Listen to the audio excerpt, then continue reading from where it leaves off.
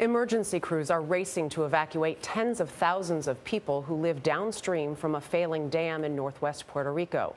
The reservoir behind the dam is swollen from heavy rain left by Hurricane Maria. Puerto Rico is already struggling with no electricity in the wake of the hurricane. Maria is blamed for at least 6 deaths on the island. An estimated 15,000 people are in shelters and communications are crippled. 85% of Puerto Rico's cell phone towers, landlines, and internet cables are disabled. David Begnaud is in the capital, San Juan. David, good morning. Good morning. As many as 70,000 people are living in that area where the dam is failing, as you said, in the northwestern portion of the country in an area known as Oaxaca. Now, the first alert went out about 14 hours ago. Buses were brought in to start evacuating people out. We're broadcasting live this morning from our hotel in San Juan. It's one of the only places on this island where you can get a good Wi-Fi signal, and that is enabling us to bring the information to you. But all you've got to do is go about 20 minutes from where we are here in the capital of San Juan, and you'll find floodwater. Be ready. If we need to get you out, volvemos. San Juan Mayor Yulin Cruz waded through the hardest hit streets of her city. So they have no electricity like everybody else. They had to ration their running water. The mayor handed out cold water at this nursing home. Later, she visited 93-year-old Marina Fernandez, who's having trouble with her vision and is alone. Her home health aide hasn't been able to visit her since the hurricane hit. It's very difficult. It's unfathomable.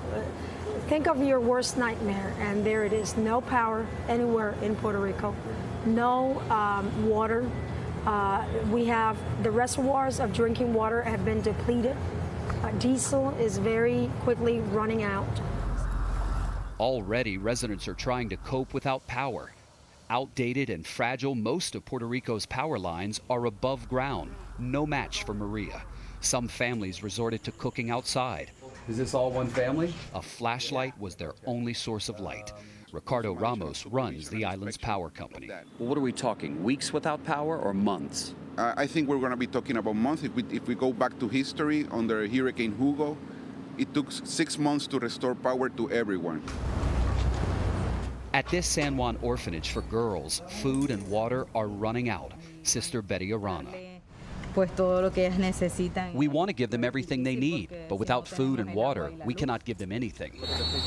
Already $74 billion in debt, the challenge of rebuilding for Puerto Rico will be daunting. They are going to get worse. They are going to get worse before they get better. We were told yesterday that some commercial flights to the U.S. mainland were going to resume to key cities like Miami, New York's JFK, and Philadelphia. But that didn't really happen. In fact, people have been complaining that they're having a really hard time getting off the island, and folks who are trying to get here to bring relief aid are also having a hard time.